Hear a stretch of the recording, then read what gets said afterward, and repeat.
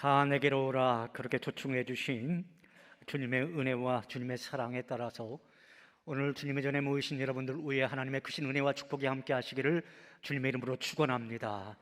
우리 옆에 계신 분들하고 이렇게 인사하겠습니다. 잘 오셨습니다. 축복합니다. 조안 존스가 쓴 인생의 지침이라고 하는 칼럼 속에 이러한 글이 있어서 여러분에게 소개를 해드리고 오늘의 말씀을 시작하고자 합니다. 간호학교에 입학하고 2년째인 어느 날 갑자기 교수님이 예고도 없이 쪽지 시험을 치렀다. 나는 문제를 슬슬 풀어갔지만 마지막 문제에서 그만 막히고 말았다. 그 문제는 학교 청소부 아주머니의 이름은 무엇인가? 라는 문제였다. 나는 교수님이 장난으로 이 문제를 낸 것이라고 생각했다. 청소부 아주머니와 여러 번 마주친 적은 있었지만 누가 그분의 이름까지 알고 있겠는가? 나는 마지막 문제의 답을 공란으로 비워두고 답안지를 제출했다. 수업을 마치는 종이 울리기 전에 한 학생이 마지막 문항도 점수에 반영이 되느냐고 물었다. 물론이지 라고 교수님은 대답하셨다. 여러분은 간호사로서 앞으로 수많은 사람들을 대하게 될 것입니다. 한 사람 한 사람 모두가 중요한 사람들입니다. 이들은 여러분의 각별한 주의와 배려를 받을 권리가 있습니다. 설사 여러분이 할 수 있는 일은 미소를 보내며 인사를 건네는 것이 전부라 할지라도 말입니다.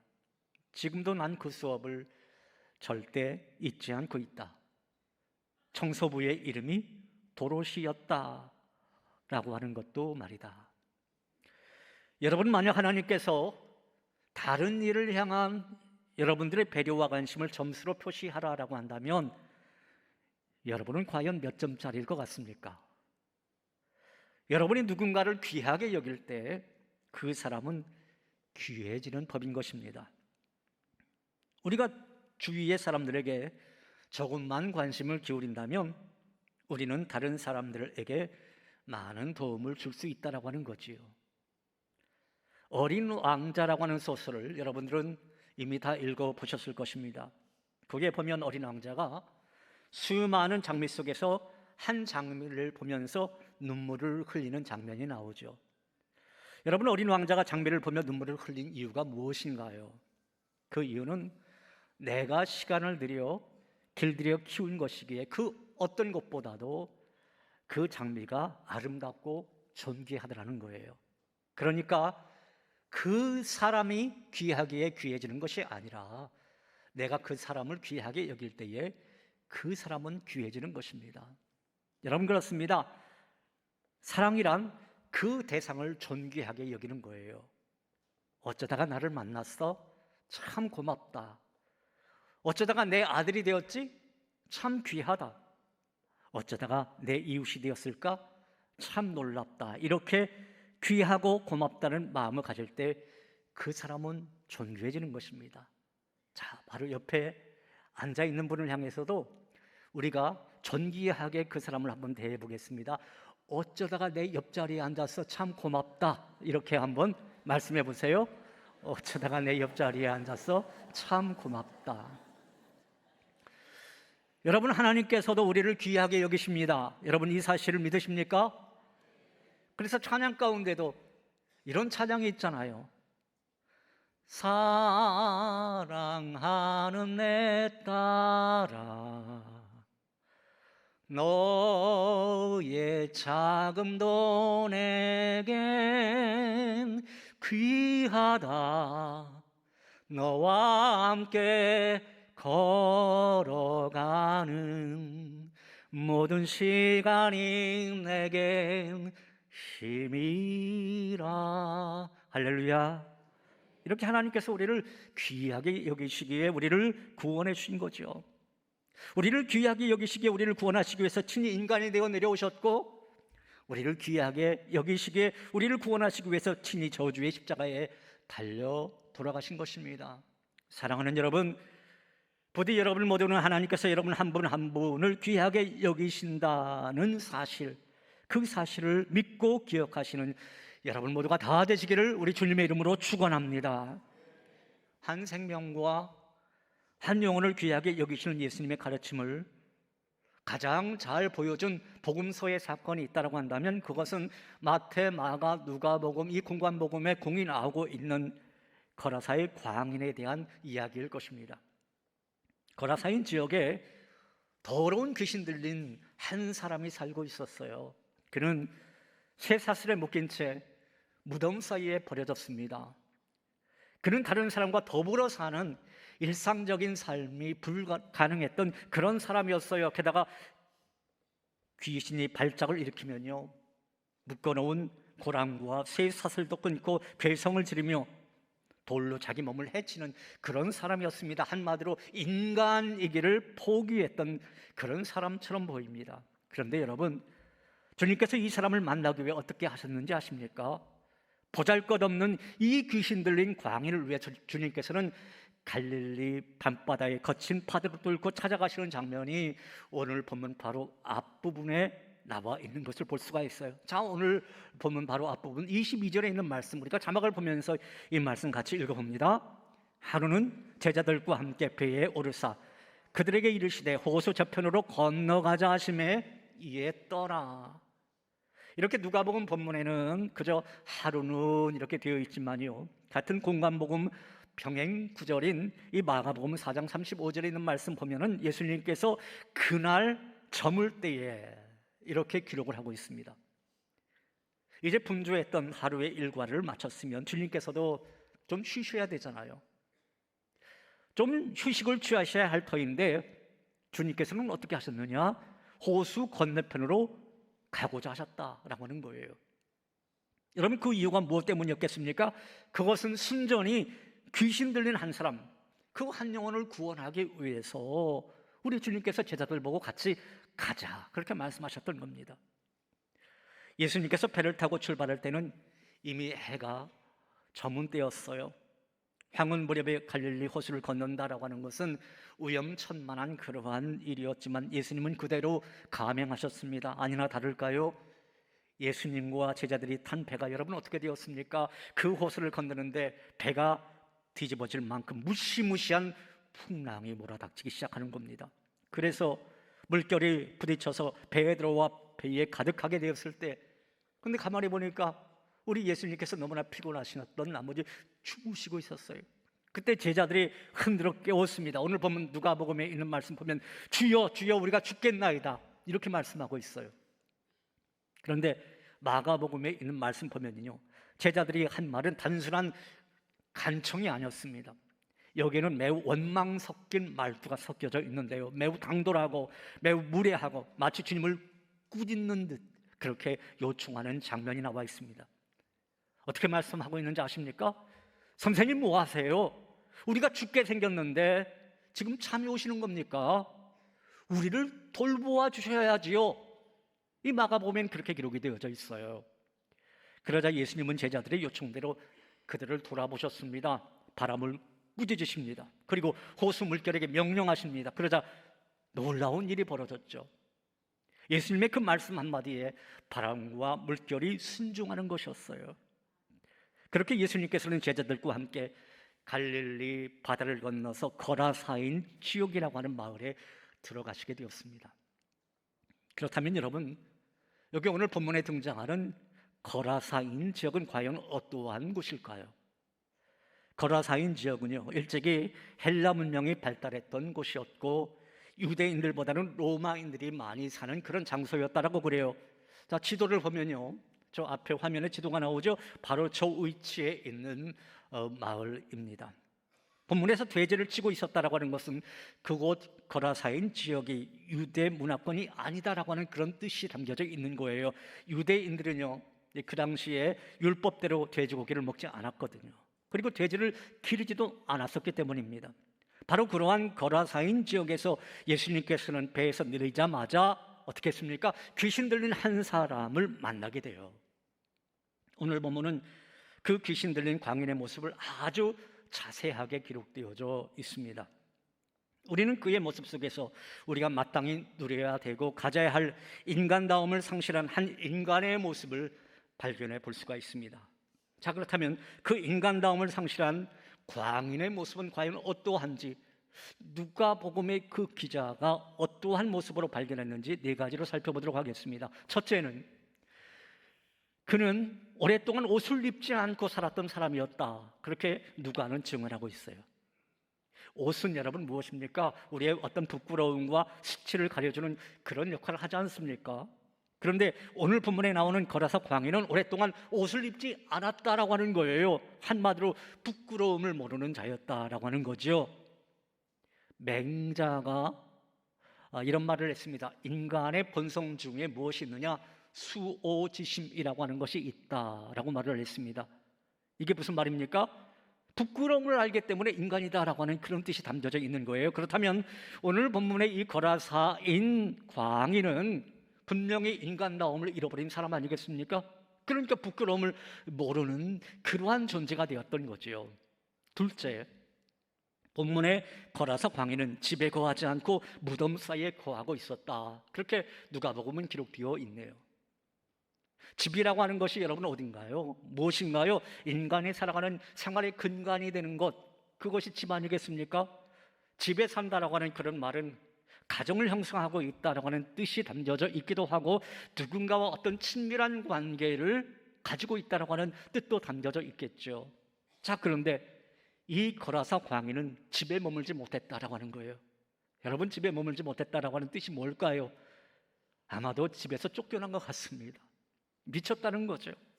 그러니까 가족들이 그를 불쌍히 여기지도 않았어요. 그를 보호해주지 않았다라는 겁니다. 그러니까 그의 삶 자체가 지금 한마디로 무덤이에요. 절망입니다.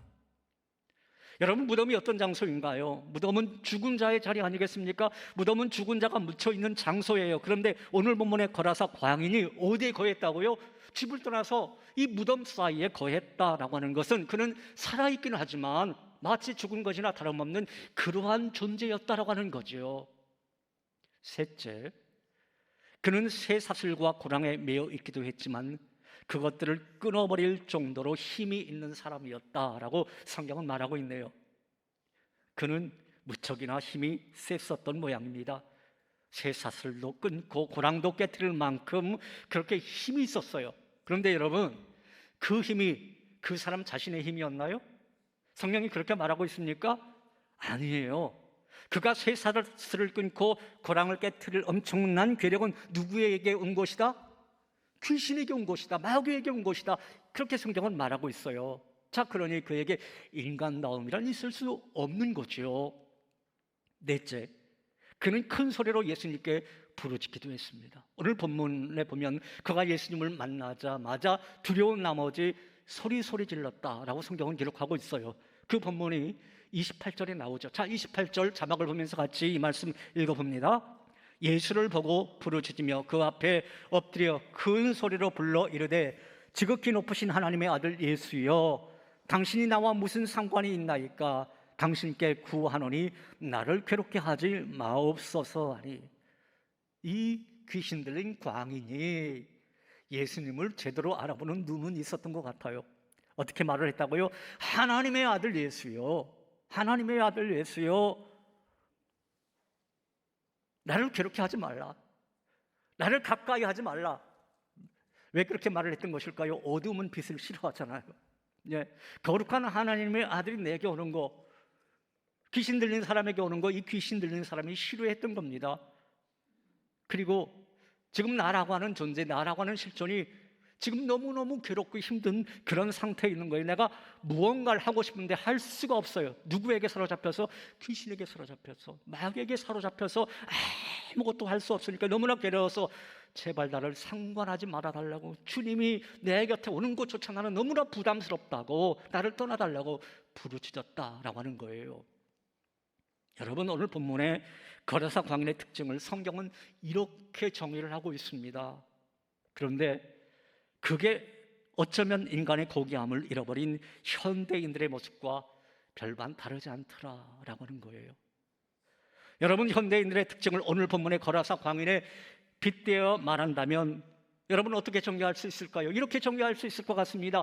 부끄러움을 모르는 사람들, 안식처인 가정을 잃어버리고 죽음을 향해 그저 달려가는 사람들, 폭력성을 품고 사는 사람들, 너무 괴로워 울부짖으며 사는 사람들이라고 말입니다. 여러분, 이러한 현상은요, 하나님을 떠나 죄악에 빠진 인간 군상실존의 모습 아니겠습니까? 어쩌면 이 모습은 우리 자신들의 모습일는지도 모르겠습니다. 그러고 싶지 않은데 자꾸만 그래지는 거예요. 자꾸만 거라사 광인과 같은 그러한 존재가 되어져 가고 있더란 말입니다. 죄를 지어도 부끄러운 줄 모릅니다. 남에게 지금 피해를 끼치고 있는데도 오히려 큰 소리 떵떵 칩니다. 자기의 수치를 다 드러내고서도 그게 마치 자신의 자랑거리인 양, 자신의 권력인 양 그렇게 떠들어댑니다. 여러분, 그러한 모습이 요즘 국회에서도 일어나고 있지 않습니까? 그런 모습이 요즘 세상에 너무나 많이 있더라는 거예요. 어디 그뿐인가요? 과학과 문화가 발달되어 더 많은 행복을 누리는 그 조건 속에 우리가 삶을 살고 있긴 한데, 오히려 외로움과 고독 속에서 가정을 잃어버리고 사랑을 잃어버리고 더불어 살아가는 기쁨을 잃어버린 채 살아가는 사람들이 너무나 많은 세상 속에 우리가 살아가고 있더란 말이죠. 여러분, 이러한 모습이 오늘 우리가 살아가는 세상에 존재하는 부조리의 현상인 겁니다. 그렇다면 여러분, 하나님의 형상대로 지음을 받아 하나님의 기쁨이 되어 하나님의 평강 속에 살아야 할 우리 인간이 왜 이렇게 된 걸까요? 왜 이렇게 된 것입니까? 그것은 바로 인간의 죄악 때문 아니겠습니까? 인간의 교만 때문 아니겠습니까? 죄악이 해결되지 않으니까 죄의 노예가 되고, 죄를 통해서 마귀가 우리의 영혼과 우리의 마음을 사로잡아서 우리를 그런 나락으로 끌어당기고 있는 것 아닌가요? 그렇다면 우리 인간은 계속해서 그런 고통의 나락 속에서 괴로움과 신음하며 살아가야 하는 것이겠습니까? 여전히 삶과 죽음의 경계 속에서 방황하며 집이 아닌 무덤에서 평안이 아닌 고통으로 울부짖으면서 무엇이 옳고 무엇이 그른지도 모른 채 그러한 존재로 계속 살아가야만 하는 것이겠습니까? 아닌 거죠. 아닙니다. 비록 우리가 죄에 빠져 기쁨을 잃고 행복을 잃고 소망을 잃고 자아를 잃어버린 채 살아가는 그러한 존재라 할지라도 하나님께서는 우리를 그대로 방치해 두고 싶어 하지 않으세요. 인간의 전염성도, 인간이 마땅히 누려야 할 행복도, 삶의 기쁨과 안식도 다 잃어버린 오늘 본문의 거라사 그 광인에게 우리 주님께서 친히 찾아가신 것처럼 오늘 우리에게도 주님은 여전히 찾아오시는 줄로 믿습니다. 사랑하는 여러분, 바라기는 우리 하나님께서 우리를 창조하신 그 아름다운 모습을 회복하도록 오늘 또 우리를 찾아오셔서 우리를 만나주시고 우리의 삶의 모든 문제를 해결해 주시는 그 은혜가 우리 가운데도 있기를 주님의 이름으로 축원합니다. 오늘 본문에 있는 말씀을 우리가 쭉 읽다 보면요, 우리가 가지는 질문은 이것입니다. 예수님께서는 유대인들이 가지 않는 거라사인 지역에 왜 가셨던 것일까라고 하는 그런 의문 말입니다. 여러분, 왜 가셨을까요? 예수님께서 거라사인의 지방으로 가신 것 무슨 잔치에 초대받아서 가셨습니까? 아니었잖아요. 좋은 경치가 있어서 가셨던 것도 아니었고요, 어떤 물건을 사러 가신 것도 아니었습니다. 다만 군대 귀신에게 사로잡힌 한 사람, 그 한 영혼을 구원하기 위해서 가셨던 것을 볼 수가 있어요. 앞에서 살펴왔던 것처럼 그 사람은 여러 사람들에게 철저히 버림받은 사람 아니었습니까? 누구나 그 사람 가까이 하고 싶어 하지 않았어요. 더럽고 냄새나고 옷도 입지 않고 온몸에 상처투성인 채 밤낮으로 울부짖는 이 귀신 들린 사람을 누가 가까이 하고 싶었겠습니까? 그런데요, 우리 주님께서 그 사람을 찾아갔다라고 하는 거예요. 그 사람을 만나기 위해 찾아갔다. 잃은 양을 찾아서 어깨에 메고 돌아오는 그 목자처럼 군대 귀신에게 사로잡힌 그 사람 역시 기피하고 방치해야 할 대상이 아니라 힘써 구원해내야 할 어린 양으로 여기고 찾아가 주셨다고 하는 겁니다. 그 사람은 가족들과 이웃들에게도 철저하게 버림받은 사람이었지만 주님께서는 그를 외면하지 않으셨다고 하는 거죠. 그저 그 한 영혼 구원하기 위해서 황혼역에 폭풍 치는 그 호수를 건너서 거라사인의 땅까지 찾아가서 사탄의 손아귀에서 그 사람을 구원해냈던 것 우리가 볼 수 있습니다. 여기서 우리는 하나님의 독생자 예수 그리스도께서 사람으로 이 세상에 오신 이유를 발견해 볼 수가 있어요. 예수님께서는 누가복음 19장 10절 말씀을 통해서 우리에게 이렇게 말씀하셨습니다. 자, 함께 자막을 보면서 이 말씀 같이 읽어 보시겠습니다. 인자가 온 것은 잃어버린 자를 찾아 구원하려 함이니라. 다시 한번 읽어봅니다. 인자가 온 것은 잃어버린 자를 찾아 구원하려 함이니라. 여기서 잃어버린 자들은 하나님을 떠나 죄 가운데 신음하고 있는 사람들을 말하는 거죠. 예수님께서는 거라사인의 광인 역시 잃어버린 자로서 구원해야 할 대상이었던 겁니다. 오늘 본문에서요, 예수님은 그 다음에 참으로 드라마틱한 장면을 우리에게 보여줘요. 무슨 장면이냐? 귀신을 돼지떼에 들어가게 하신 후에 그 돼지떼를 호수에 몰살시키는 장면, 그래서 한 생명을 살리는 장면이 그 다음 본문에 나오는 것을 볼 수 있습니다. 같은 공관복음인 이 마가복음의 기록에 의하면 그때 호수에 몰살된 돼지떼의 수가 여러분 무려 얼마나 되는지 아세요? 2,000명이나 된대요. 예, 2,000마리나 된대요.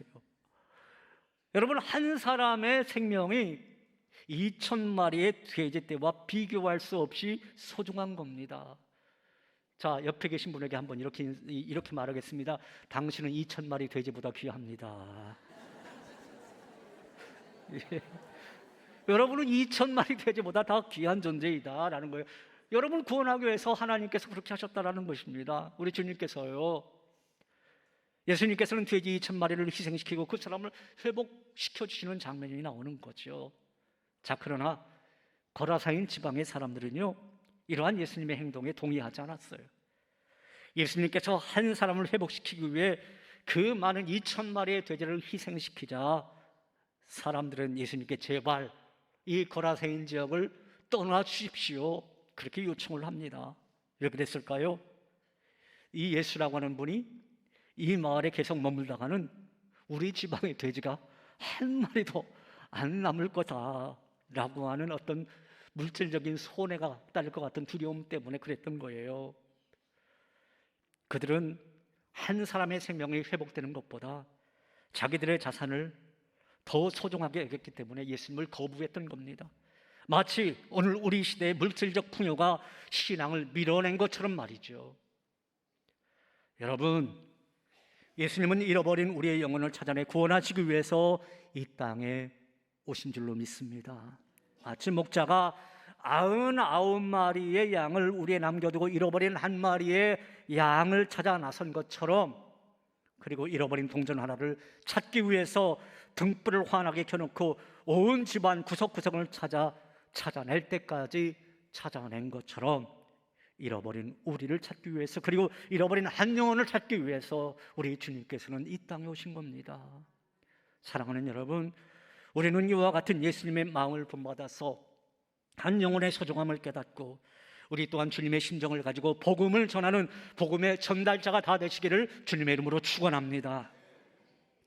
이제 마을을 제발 떠나달라고 하는 거라세인의 그 마을 사람들의 간청을 받은 예수님께서는 그들을 떠나 다시 이제 가버나움 지역으로 가기 위해서 배우르셨어요.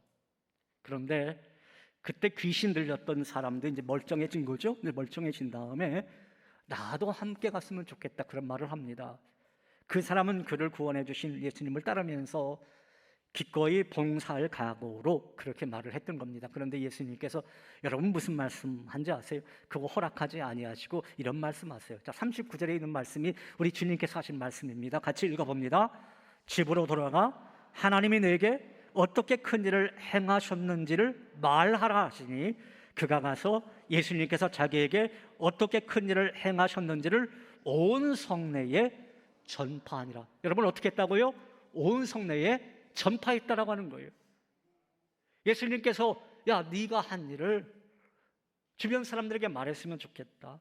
그래서 이 귀신 들렸던 자가 하나님의 큰 은혜를 체험했잖아요. 주님께서 어떻게 역사하셨는고 증인이 되었지 않습니까? 그것을 온 동네에 전파하기 시작하는데요, 다른 복음서에 보면은 그가 거라사 지역을 포함해서 10개나 되는 도시를 다니면서 예수 그리스도를 증거했다. 증거인의 사명을 감당했다. 그렇게 기록이 되어져 있어요. 여러분, 우리도 주님을 만나기 전에는 어떤 사람이었나요? 어둠의 지배 아래 어둠의 지배를 받고 있던 그런 사람들 아니었습니까? 그런데 주님께서 친히 우리를 찾아오셔서 마귀의 손에서 우리를 구해내셔서 친히 천국의 백성으로 삼아 주셨습니다. 그러므로 우리는 받은 바 구원을 귀한 줄로 알고 주님께 감사하는 마음을 가질 뿐만 아니라 주님께서 우리에게 행하신 큰 일과 또 우리를 구원해내신 그 놀라운 그 사실을 우리 가족과 우리의 친지와 우리의 이웃들에게 마땅히 전파해야 되지 않겠습니까? 여러분, 전도가 때로는 거룩한 부담감일 수 있어요. 그렇잖아요. 전도라고 하는 소리 정말 귀에 거슬릴 때가 많이 있습니다.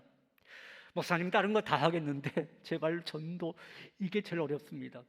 제가 재직 교육을 시킬 때요, 임직자, 직분자들 그 교육시킬 때도 제일 힘들어하는 게 전도예요. 전도. 헌금보다 더 힘든 게 이 전도.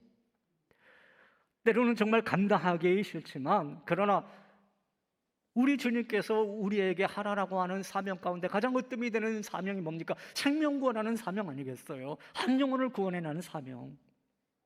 그런 모습 보고 우리가 이제 그 찬양을 보면요, 우리 예수님이 우리를 보고 기뻐하시는데요, 우리 하나님이 우리를 보고 기뻐 춤추신다. 그러한 찬양의 가사가 있더라고요.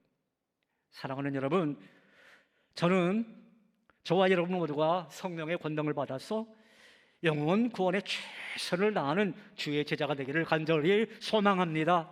그래서 거라사의 광인까지도 변화시키며 잃어버린 한 영혼을 구원해내는 정말 하나님이 기뻐하시는 멋진 전도인의 그 사명을 잘 감당하는 그러한 하나님의 사람들이 다 되시기를 주님의 이름으로 축원합니다. 지금 그 찬양 해보죠. 예수 이름이 온 땅에 라고 하는 찬양. 뒷부분에 보니까 예수님 기뻐 노래하시리 잃어버린 영혼 돌아올 때, 예수님 기뻐 춤추시리 잃어버린 영혼 돌아올 때, 이 가사 생각하면서 우리 같이 박수 치면서 이 찬양 같이 해볼까요?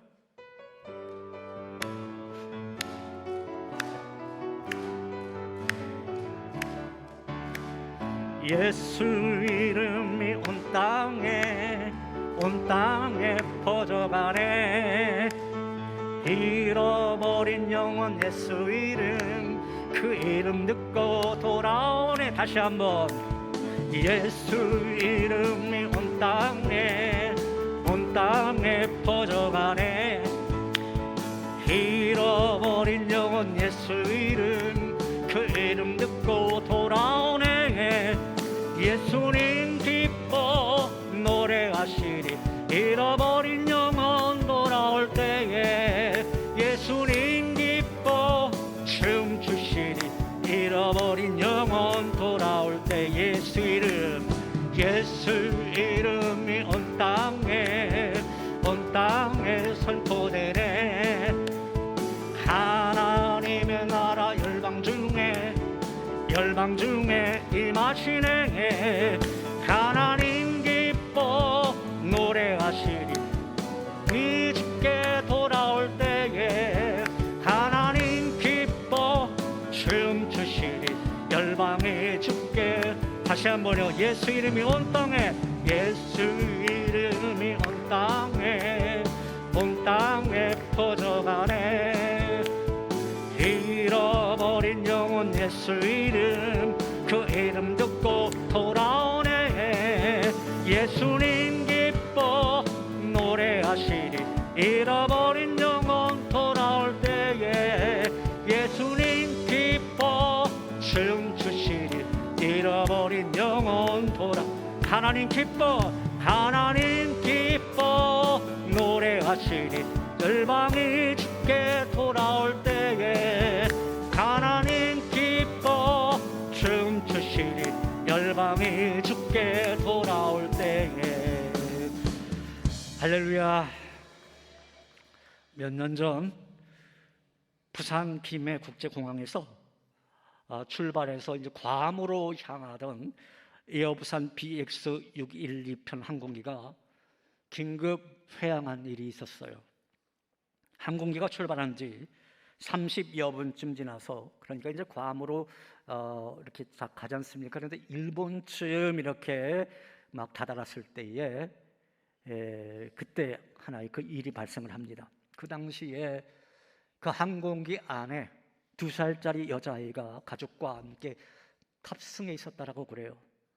근데 에어부산에 따르면 비행기가 출발하고 얼마 되지 않아서 이 아이가 경기를 일으킵니다. 그래서 너무나 괴로워하는 거예요. 참으로 다행히 그 비행기 안에 의사 한 분이 있어서 그 아이를 딱 진단해 보는데, 빨리 병원 가지 않으면 이 아이가 목숨을 잃게 된다라고 하는 진단을 내립니다. 그 비행기의 기장은 고민 끝에 김해 공항으로 회항하기로 결단하고 이 사실을 승객들에게도 알렸습니다.